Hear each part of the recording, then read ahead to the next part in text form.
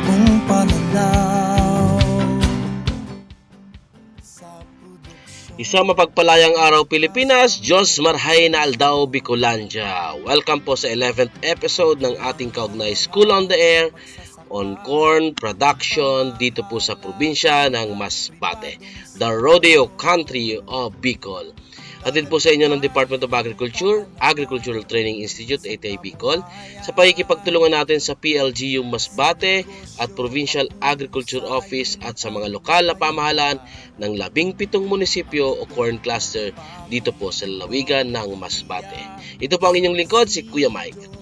Tayo po ay napapakinggan sa impilan ng radyo sa probinsya ng Masbate, DZIM 98.3 Spirit FM, tuwing Sabado sa ganap na alas 10 hanggang alas 11 ng umaga. Opo, isang oras tayo magsasama-sama tuwing araw ng Sabado sa loob ng 4 na buwan. At sabay-sabay na matututo sa mga makabagong teknolohiya sa produksyon ng mais. Gandang buhay po sa ating 500 farmer enrollees at siyempre ang kanilang mga SOA coordinators na nanggaling sa 16 na munisipyo at isang lungsod o corn cluster dito po sa lalawigan ng Masbate.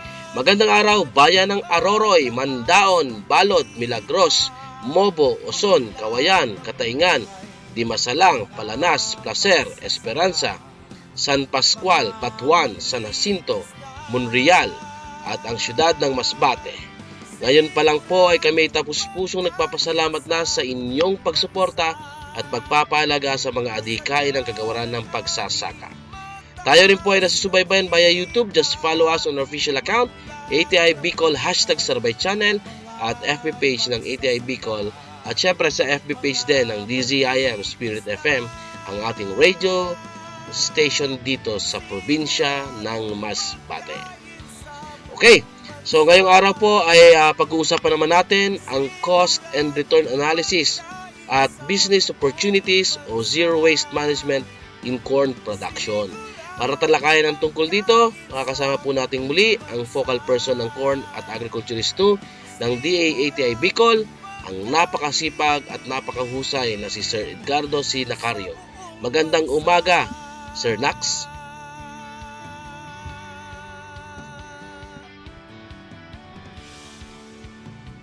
Magandang araw mga kamais dyan sa probinsya ng Masbate.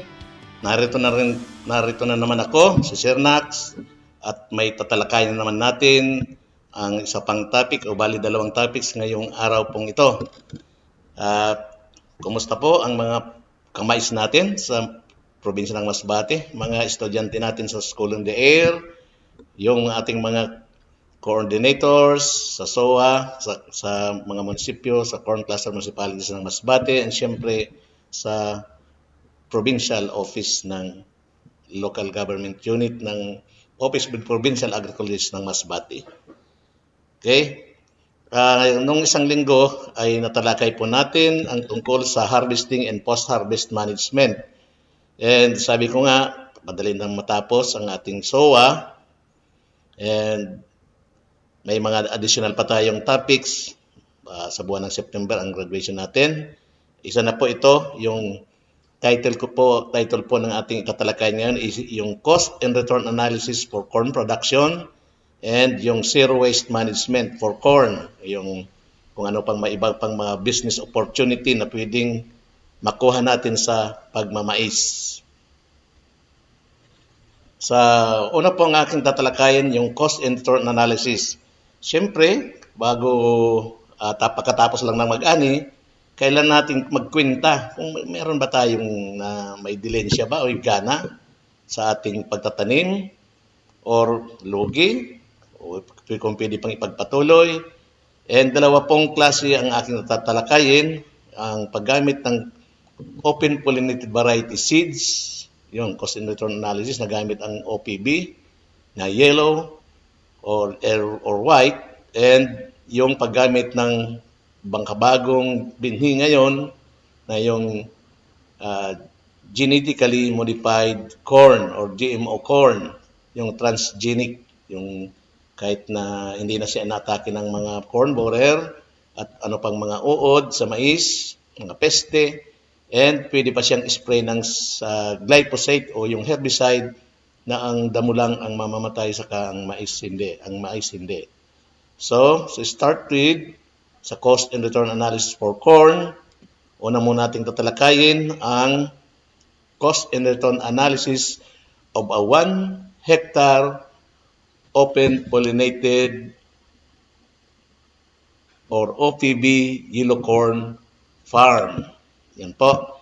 Dito po ay naka-enumerate or nakalagay dito kung ano ay yung mga activities na ginagawa sa ating sakahan o sa maisan, yung labor, saka yung materials na gagamitin.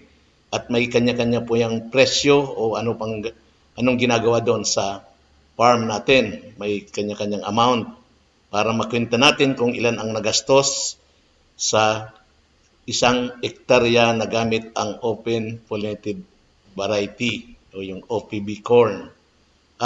Sa Masbate, karamihan po ang itinatanim ay yung OPB kasi available naman yan at nakukuha yung mga binhi na pwedeng sa susunod na taniman, makapili doon sa dating tanim na pwedeng binhi sa susunod na taniman. And yan. At yung ang white corn na kinakain pang konsumo ng tao ay considered yan na open pollinated variety. Kaya maraming ang nagtatanim dyan sa probinsya ng Masbate, lalong-lalo na daw sa isang distrito dyan na halos mais na rin ang ginagawang bigas nila tulad ng mga Bisaya, sa Visayas provinces. Anong una, tatalakayin natin ang labor. Ano ba ang mga labor? Magkano ba ang bayad dyan? Ito pong mga inilagay ko dito na presyo ay estimate and average po yan dito sa Bicol Region, particularly dito sa probinsya ng Camarines Sur. Okay, sa labor, ang una pong activity na nandyan is ang land preparation. Under the land preparation, nandyan na po ang pag-aararo. Hindi ko na po ibinagay dito yung gamit na kalabaw kasi karamihan naman po na nagtatanim ng mais ay nagagamit na ng traktora and available naman po ang mga traktora sa kanya-kanyang probinsya dahil sa machinery program or farm machinery program ng Department of Agriculture, may makukuha po tayong 4-wheel drive tractor. Ang una po sa land preparation ay yung pag-aararo gamit ang 4-wheel drive tractor na disc plow ang gamit. Ang isang hektarya po ay kayang trabahuin niya ng isang oras. At sa average pong bayad sa isang oras sa traktora, kasama na po yung operator sa kayong sa diesel, ay nagkakahalaga po ng 1,500 pesos per hour. Kaya sa isang hektarya, yung pag-plowing na gamit ang 4-wheel drive tractor ay kailangan natin ng 1,500. And pangalawang activity po sa land preparation, siyempre pag-araro, kailangan magsuyod o yung harrowing. Gamit pa rin ang 4-wheel drive tractor at ina-assume natin na isang oras para sa hektarya na pwedeng matapos ng isang traktora. Kasi mas malambot na ito, kulang na sa isang oras, kayang-kaya na talagang matapos yan. Mas maaga pa. Kasi pangalawang pass na ito, yung harrowing, ang gamit niya dyan ay yung disc harrow. Sabi na natin dito na ang bayad natin sa traktora is 1,500 per hour. Kaya sa harrowing, may bayad tayo na 1,500. Then after ng mga harrowing, hindi pa naman yan mali-level, hindi pa level yan para mataniman, kailangan natin ng leveling. Dito na kailangan ang kalabaw or baka. Tinatawag natin 2-man animal day. Kailangan ng 2 tao at 2 kalabaw na magtatrabaho. At napresyohan natin na 500 pesos ang isang araw, kaya 1,000. And sa leveling yan, yung gamit yung, ang tawag sa amin dito yung balsa o karas. At nag-level niya yung lupa at naalis yung mga sobra-sobra pang damo at na pipino ang lupa niya. Yung gamit ang balsa or karas. Ang pangalawang ang sunod naman activity sa land preparation is yung farrowing. So, sabi ng farrowing, yung paglilinya ng natataniman ng mais. Nangangailangan dyan ng isang tao at isang kalabaw na gamit ang araro, kaya napresyon natin yan ng 500 per day, kaya nakalagay dyan sa amount is 500 ang amount. Pero sa ibang lugar, kasi mas mataas na, nakalagay ang ibinabayad nila sa may animal drone is 700. Okay? Then, pag nalinyahan na, siyempre, mamaya sabi natin, siyempre mag-aabono dyan, magtatanim. Yung planting na ang activity natin. Hindi naman tayo magagamit ng corn planter, kaya kailangan natin ng 10, ang average yan, 10 tao na pwedeng magtanim, at ang bayad natin sa isang tao ngayon is 350 pesos per day. Kaya sa 10 tao, kailangan natin ng 3,500 na pera para pambayad para sa 10 tao para sa pagtanim ng mais. Dito, kasi OPB ito, kailangan natin ng weeding and cultivation. So, sabihin, para makontrol yung damo, kasi pag hindi na-control ang damo, kasayang na mga abono kasi may maraming kakompetensya. Ang isang activity sa weeding and cultivation na gagamit tayo ng 2 tao sa ka-animal ay ang tawag dyan is off-barring o yung pahiway. Yung unang pag-aararo na may tanim na ang edad ng mais ay nasa 20 days after planting, kailangan padaanan ng araro para makontrol ang weeds, and in preparation pa rin yan sa paglagay ng side dressing. Kaya kailangan natin ng 2 tao at napresyon na natin dito ng 700. Kaya 2 times 700 is 1,400. And siyempre, paka-off-barring for next 5 days or 7 days, kailangan nating hihiling up kasi mag-a-apply na tayo ng abono, kailangan matahuban yung abono doon sa may puno ng mais na inilagay. Yun ang tawag na healing up. Kailangan pa rin natin ng 2 tao sa hayop. Ang bayad natin is 700 per day. Kaya may total tayo na 1,400 na amount para masatisfy yung 2 tao. Then, sa hand weeding, kasi hindi pa naman yan nawawala yung sa pagitan ng mga linya, nandun pa rin yung mga damo. Kailangan talagang malinis ang maisan kasi para hindi walang kakompetensya sa nutrients na inilagay natin. Kaya magpapa-hand weeding tayo. Ang tawag sa amin dito ay magpahilamon o magdadamo. Gamit na ang kamay saka yung kung ano pang may kutsilyo or pwedeng gamitin. Kailangan natin dyan ay 10 tao. Kaya magagamit natin ang total amount na 350 per day ang isang tao. Kailangan natin ng 3,500 pesos para sa 10 tao. Yan, kailangan natin dyan. Then, siyempre, another activity, yung fertilizer application. Siyempre, magbabayad din tayo ng magbabasal application. Bago magtanim, kailangan maglagay tayo ng abono na ang taong kailangan dyan is 2. Ang bayad natin dyan is 350 per day. Kaya meron tayong 700. Then, yung side dressing na tinatawag natin bago mag-healing up, yung 25 days after planting, yon ang ina-apply natin na abono. Yung natitirang urea o nitrogenous fertilizer, yon ang inilagay natin sa side dressing. Kailangan din ng 2 tao, kaya 350 per day ang isang tao, kaya bali ang total amount niyang kailangan is 700. And kasi OPB yan, walang control tayo sa damo, saka sa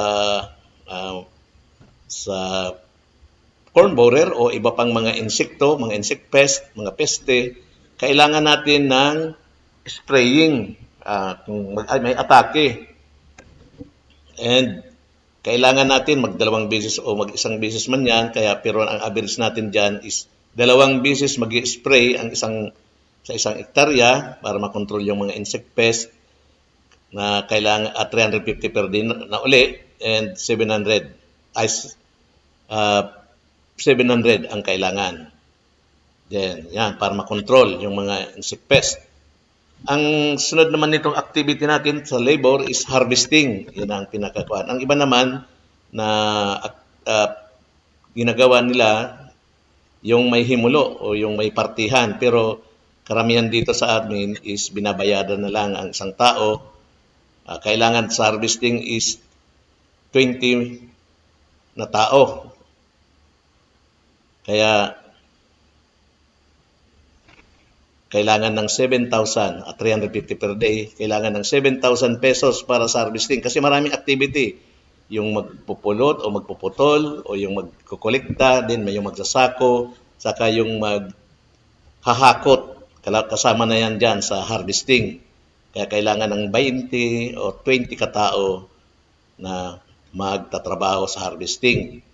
And ang sunod naman po dyan is yung shelling. Kung sa palay is threshing, dito sa maisan, ang tawag po dyan is shelling. Naipalawanag na natin nung isang linggo tungkol sa mga post-harvest na ginagawa natin. Kasama yung shelling.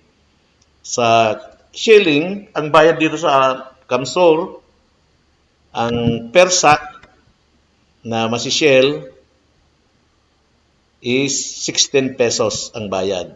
Hindi by kilo or by ano pa man. Basta yung total na nasakuhan ng shelling, bayad nila is 16 pesos. Hindi na tayo magbabayad ng tao yung mag-ooperate ng chiller. Kasama na yung chiller sa operator, sa kung ano pa mang gastos nila. Ang bayad natin is 16 pesos per sack. And magtotal amount yan. Kung naka 100 kabans ka, is 1,600. Kasi naikuha natin dito, nailagay natin na 100 kabans per hectare para doon sa ating mga ginawang activity, ang target talaga natin dyan is 100 kabans per hectare na maaani. Okay? Ang sunod ng after shelling, yun na ang ang drying. Kailangan natin ng 10 o 2 araw kasi ang pagbabilad ng mais para makailangan natin makuha natin yung 14% moisture content. Kailangan natin kung sa sun drying, kailangan natin ng 10 na katao sa 2 araw, 5 kada araw. Kaya magastos tayo at 350 pesos per day. Wala nang pagkain yan sa kanila yung pagkain. Is 3,500 yung total na pabayad natin sa patuyo ng mais. Kasama na rin dyan yung gastos na rin dyan sa bayad natin sa sementadong bilaran. Then, yung total na gastos natin or yung subtotal para sa labor, kailangan natin ng amount na 28,500. Yan, malaking amount na rin yan. Pero, karamihan naman na mga magmamais, yung ibang mga labor dyan ay yung pamilya na ang gumagawa, pati yung farmer mismo. Kaya mababawasan din yan. Ay, gustong sabihin, sila din mismo, sila na ang kukuha ng bayad na yan doon sa nakwenta natin para sa labor. Kaya medyo mababawasan din yung gastos natin. Pero kung talagang hindi kayo involved, as manager ka lang, talagang gagastos tayo sa labor kung lahat bayad na 28,500. Okay? Isang parte pa lang yan. Dito na tayo sa materials. Material inputs. Ang isang sabihin ng inputs, yung seeds, fertilizer, insecticide, yung gagamitin na sako, saka yung panahi, saka yung straw. Yan. Sa seeds, kasi OPB naman yan, kailangan lang natin ng 20 kilos para sa isang hektarya. O kung mag-white man yan or yellow, kailangan ang isang kwansang UPLB, kung pwede naman tayo magpili ng sa sarili nating seeds. Kaya linagyan natin ng amount na 1,000 pesos ang 20 kilograms na seeds na gagamitin. Yan din ang average na bilihan dito ng seeds. So para sa fertilizer, ito ang pinakamatindi. Kasi grabe na ang pagmahal, halos na triple yung presyo ng fertilizer. Para ma-attain natin yung 100 sacks or 5 tons na ani, kasi yung maximum talaga ng yellow corn, yung OPB corn, ay 5 tons per hectare. Pag sobra man dyan, konti lang. Kailangan natin sa general recommendation ng 4 na bags na urea o yung 4600. Ang urea ngayon ay 3,200 per bag. Kaya sa 4 na bag lang ng urea, kailangan natin ng 12,800. Sa complete fertilizer naman, kailangan po natin ng 4 bags na complete, yung 14 at 2,400 din ang isang bag niyan. Kaya mangailangan tayo ng 9,600 sa abono pa lang na tayo. Medyo grabe ng gastusin. Then, para maatindahan natin yung 100 bags, para sa OPB, kailangan natin ng 50 bags chicken dang at 50 pesos per bag. Kaya magbibigay tayo, maggagastos tayo ng 2,500 para sa organic fertilizer. Kasi pag walang kasamang organic or chicken dang, medyo hindi natin ma-attain yung 5,000 kilos na ani or 100 sacks. Kasi experience na yan dito na may kasamang chicken dang, maganda talaga ang tubo ng mais. Then siyempre, magkocontrol tayo ng mga insect pest, ng mga insekto. Kailangan natin kahit 1 litro na kung anumang brand dyan, na pamatay peste, yung pang-spray. Napresyon natin dyan na 900 pesos ang 1 litro. And siyempre, kung wala tayong stock na sako, kailangan natin bumili ng 100 sacks na sako at napresyon natin po yan ng 10 pesos per sack. At ito, ang 100 sacks is 1,000 pesos. So, lahat talaga niya gastusan. Then, nagbigay tayo ng 50 pesos para sa pambili ng karayom na ginagamit sa pagtahi ng sako, saka yung isang ball na straw, yung ginagamit sa pantahi. Kaya dito sa inputs na tinatawag natin, magagastos pa rin tayo ng 27,850. Kaya may total cost of production na tayo para makaproduce ng 100 bags na 56,350 pesos sa isang hektarya kung ang itatanim natin ay OPV yellow corn or white corn. Yan. Magkano naman daw ang dilensya? Kasi ito ang cost of production. Nandito sa susunod na slides. Yan. Crop yields and profitability. Huwag muna natin, suspense muna natin. Ang days to harvesting, maghintay tayo para mag-harvest ng 90 to 100 days after planting base sa variety na natalakay natin ng 1 linggo. And ang productive period niya is sa ika-4 na buwan after planting. Sa area natin, ito, 1 hectare, ang assuming nating ani is 5,000 kilograms or 5 tons na ani sa isang hektarya, sa mga regular season yan, average. Then, nakita natin kanina na yung cost of production, kasama na yung labor sa materials is 56,350 at ang mais ay hindi naman bumababa sa 15 pesos kada kilo. Dito sa Kamsor ngayon is 20 to 21 pesos per kilo. Iwan ko dyan sa Masbate kung magkano, baka parehas din ang presyo. Pero nilagay natin dito is 15 kasi huwag tayo mag-assume na mataas na masyado, baka hindi mabili ng ganon. And ito na lang average na laging presyo ng mais sa mga nakarang panahon is 15 pesos. Pag 15 pesos times 5,000 kilograms, mayroon tayong gross na ani or income per hectare na 75,000. kung ima-minus mo yung cost of production per hectare, may net income ang isang farmer na magtatanim ng OPB corn na 18,650 sa na pesos na net income na makukuha niya. Pero sabi nga natin, baka madagdagan niyan kasi kung minsan ang farmer sa yung family niya kasama rin doon sa gasto sa labor, pero doon sa mga materials. Kaya may din, talagang may dilensya pa rin. Kasi kung yan talagang pipiliin mong gagamitin natin na pag sasaka, maggamit tayo ng OPB corn. Ang sunod ko namang tatalakayin, ikumpara natin yung paggamit ng makabagong bihi ngayon na GM corn or yung mga Roundup Ready corn or BT corn combined, kung alin ang mas mataas na magiging ani. Ito pong mga nakalagay ditong mga data ay kasalukuyan po yan, mga average po yan dito sa nangyayari sa Kamsur. Baka mapantayan din ninyo dyan sa Masbate. Okay, cost and return analysis of 1 hectare GMO corn seeds. Yung una, OPB corn. Ngayon, dito na tayo sa GMO.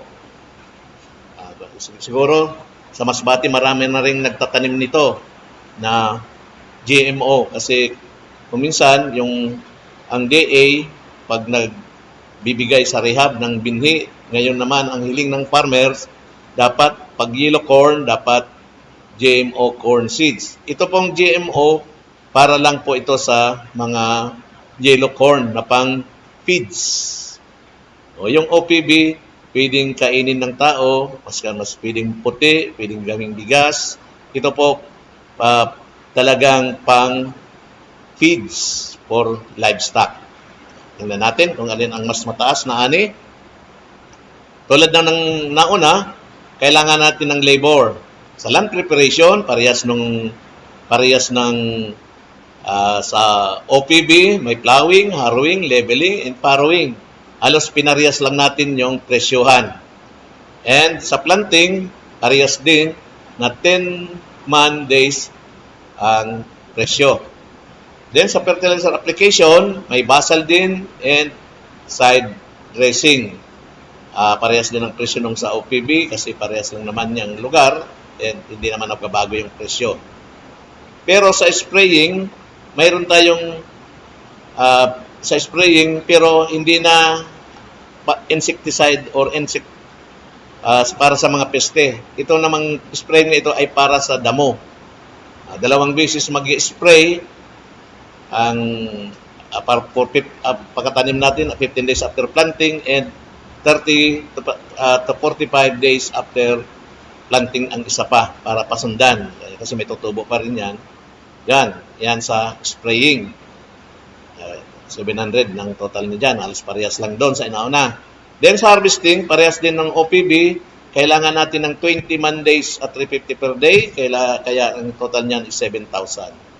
And ang nagpagkakaiba nito, ang GMO corn seeds kasi, ang pinaka-average yield niya, yun na, ang pinaka-average yield niyan dito sa Kamsur, 150 kabans per hectare or 7,000 kilos ang naaani. Yan na, ang pinaka-average dito.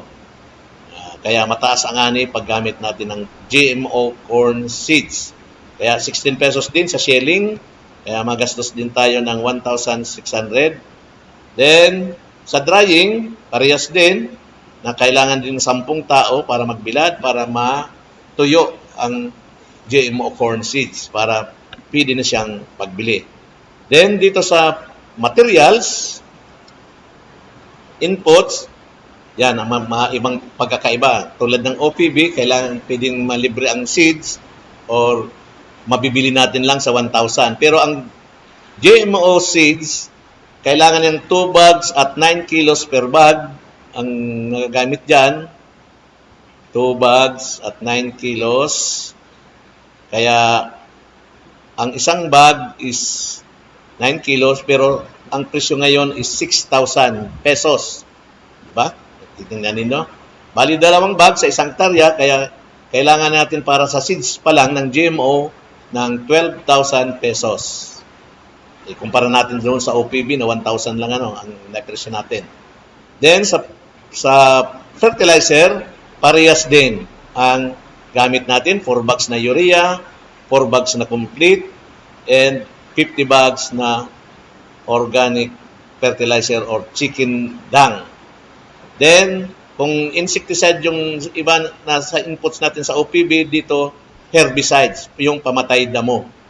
Kailangan natin ng 2 liters, 1 litro sa 15 to 20 days after planting, and 1 litro pa rin sa 35 to 40 days after planting. Kaya kailangan natin ng 1,800. Noong unang mga release ng mga GMO corn seeds, kasama na yung glyphosate na herbicide. Libre na yon, pero ngayon hindi nakasama, kaya bibilhin pa rin natin.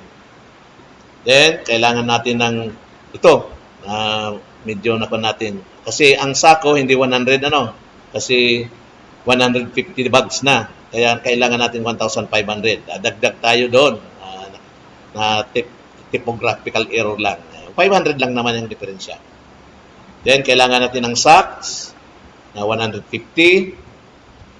1,500. Then, 1 ball straw. O dapat kailangan na dyan, 2 ball na ng straw, saka 5 karayom.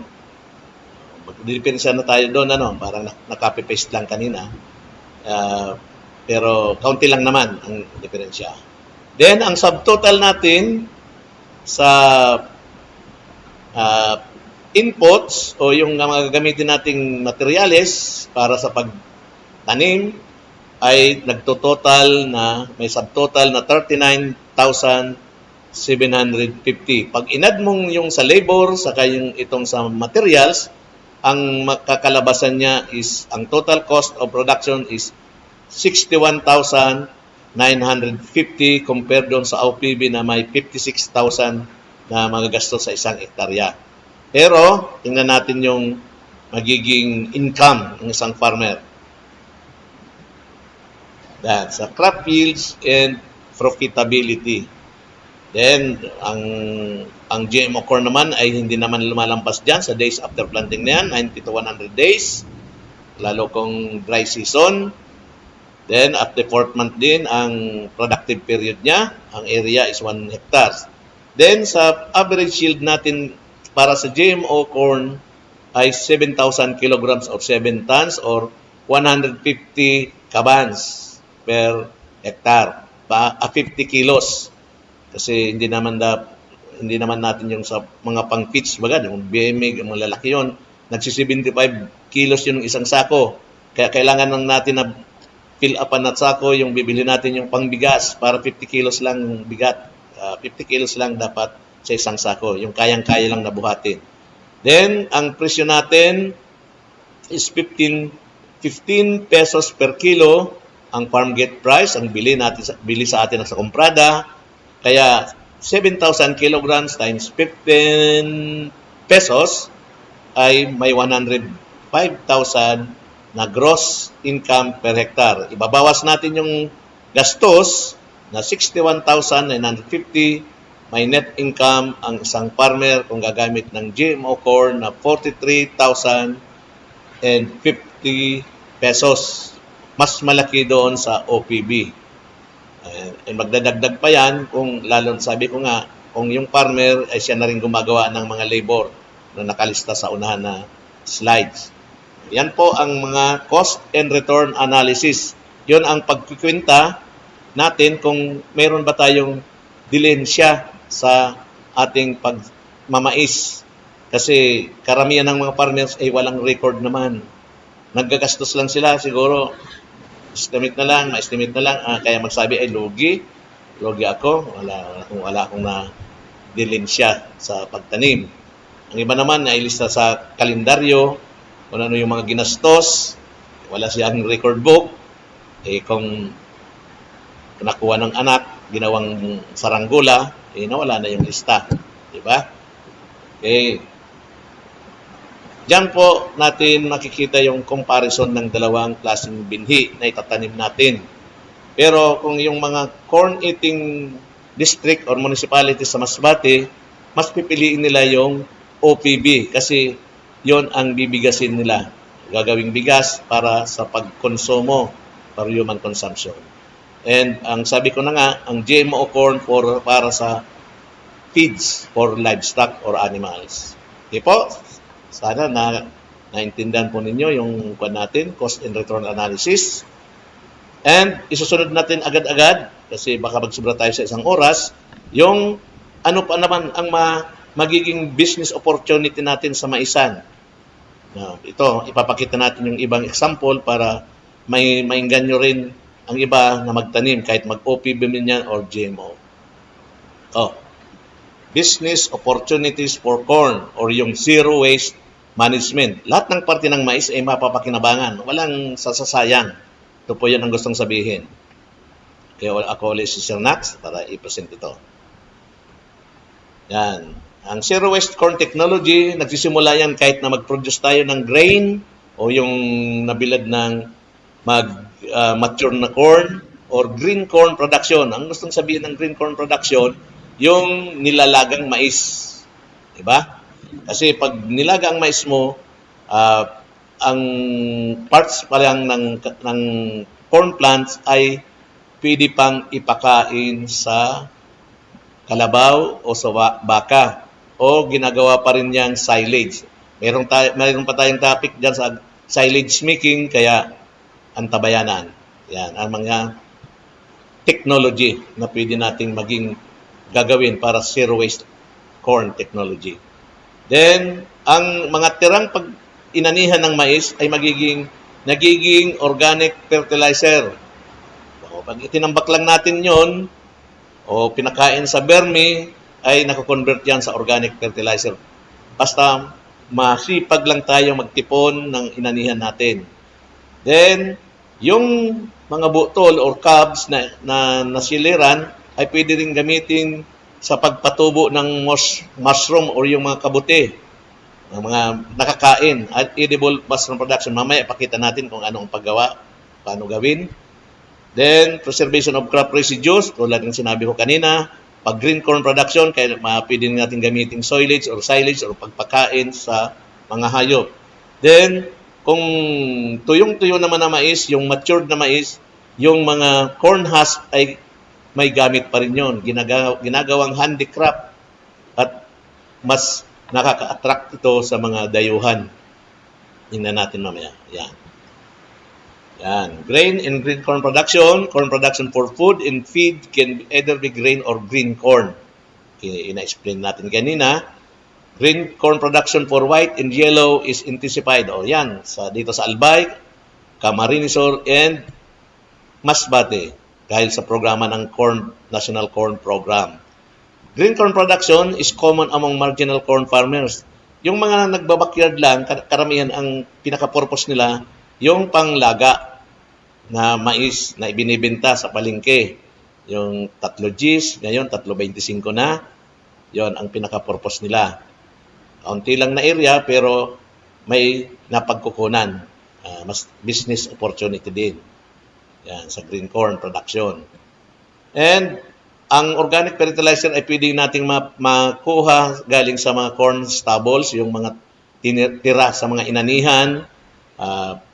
Pwedeng iwan lang sa field, and pag land preparation, i-mix natin, including yung husk kung hindi pakinabangan, kung hindi maging handicrafts, kasi meron daw po itong, ang crop residues na natitira dyan sa field is 8,000 kilograms na pag tinimbang mo. Marami na yan. 8,700 kilograms na mga corn stubbles. Then, siyempre, sa organic fertilizer production, kailangan i-recycle natin. Sabi ko na nga, yung natira, pwedeng i-mix sa tira sa field, i-mix sa land preparation para maging fertilizer or organic fertilizer. Then, kung pwede, itambak sa isang lugar para mag-decompose, and later ko na maging fertilizer. May BKAK doon, BKAK, basura ko, yan ang concept. Basura ko, abono ko. Yung mga ibang mga basura sa field, tulad ng mga damo, yan, corn stubbles, ay pwedeng gamitin para maging abono. Okay? Yan. Alos parehas din. Ah, makakasave daw tayo pag ginawa nating abono yung mga tira sa field, amounting approximately na 3,000 pesos per hectare per cropping. Malaki na rin yan na matitipid kung mababawasan ang ating abono na i-apply. Then, dito na tayo sa edible mushroom production. May procedure tayo kung paano. Diba, makinakikita natin, lalo ng mga matumutubo lang sa field. Edible mushroom can be produced from corn cobs. Yung nasiliran, pwede nating itambak and gawing patubuan ng mga mushroom. Kasi ang mushroom is rich in nutrients and promotes health and wellness. Maganda daw yan sa ating katawan, ang pagkain ng mushroom. Kaya kung pwede, gagawa tayo ng sarili nating production ng mushroom. A hectare cornfield produces an average of 1,250 kilograms na botol o yung corn cobs. Ginagawa itong as growth medium for the production of edible mushroom. This can produce 100 to 150 kilograms na mushroom na maaani para sa hektarya lang. May value ito na 10,000 hanggang 15,000 pesos pag ipinagbili natin yung produce na mushroom. After harvesting, the cobs can be composted as additional organic fertilizer. Kung tapos ng maanihan ng mushroom, yung mga pinatubuan ng mushroom ay pwede nating gawing compost para maging organic fertilizer. Yan, mga steps kung paano gumawa ng mushroom. Yan. Yung corn cob, gawing parang flat na bed and ibabad sa tubig o lagyan ng tubig, parang sprinkler ng tubig, magdamag.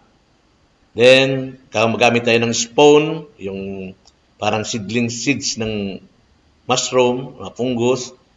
Then, yun, ilalagay natin doon. Then, pagkatapos pakalagay doon, kukoberan natin ng plastic. Then, after 10 to 12 days, pwede na tayong mag-ani ng mga kabuti. Ayan. Pwedeng mag-ani ang tutubo ang mushroom hanggang 4 na araw, 3 to 4 days. Followed by low mushroom until nga nawala na, naubos na. Then, yan. Yan ang ani natin sa pag-mushroom gamit ang corn cob, yung nasil.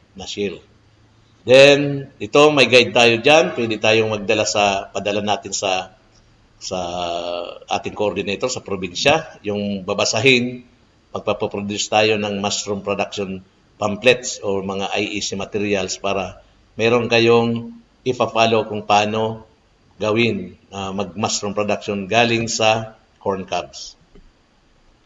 Yan. Ito ang mga benepisyo ng mushroom para sa health and wellness.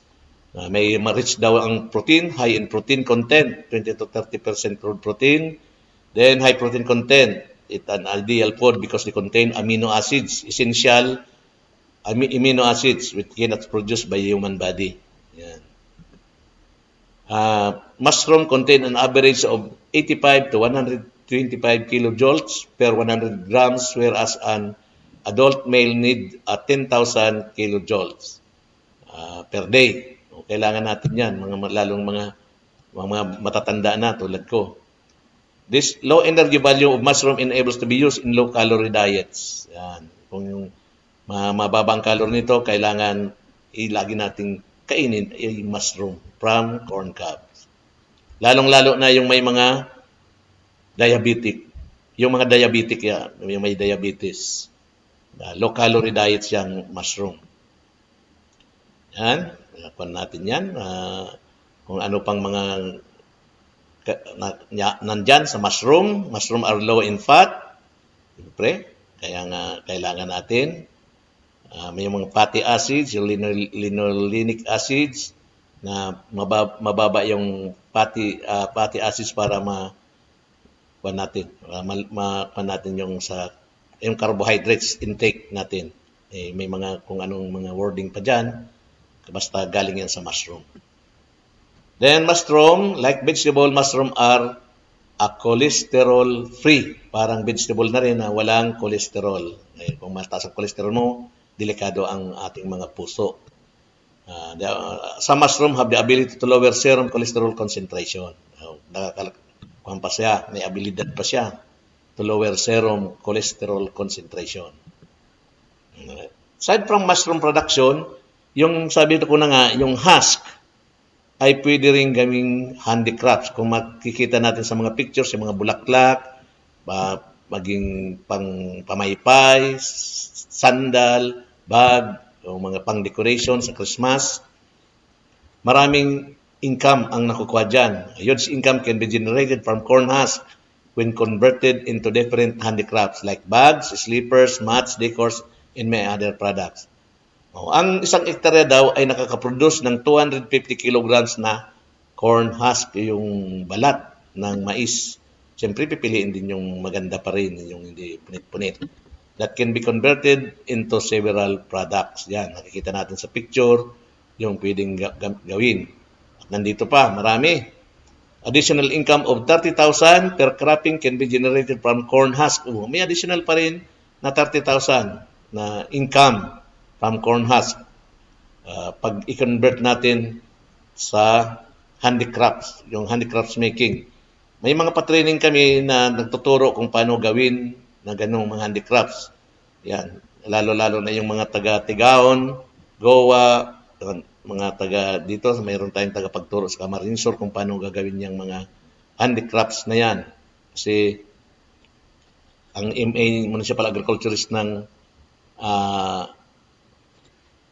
Tigaon, yan, Beltran Lea, noong 2010, yan, siya ang maggawa ng mga handicrafts. Then, ito na yung mga economics of zero waste corn production technology. Nandiyan na yung mga pwedeng makuha natin sa paggamit o kung ikuha natin lahat na parte ng mais, gagawin natin productive, yan ang magiging resulta. Yan, may net return na 46,650 additional aside pa yan doon sa production ng mais. Mga kung ano-anong mga nandyan na pwedeng gawin. Yan, sabi niyan, Go Zero Waste CPT. Go Zero Waste CPT. Improve farm productivity. Ano ba yung mga pwedeng makukuha natin pag nag-go zero tayo?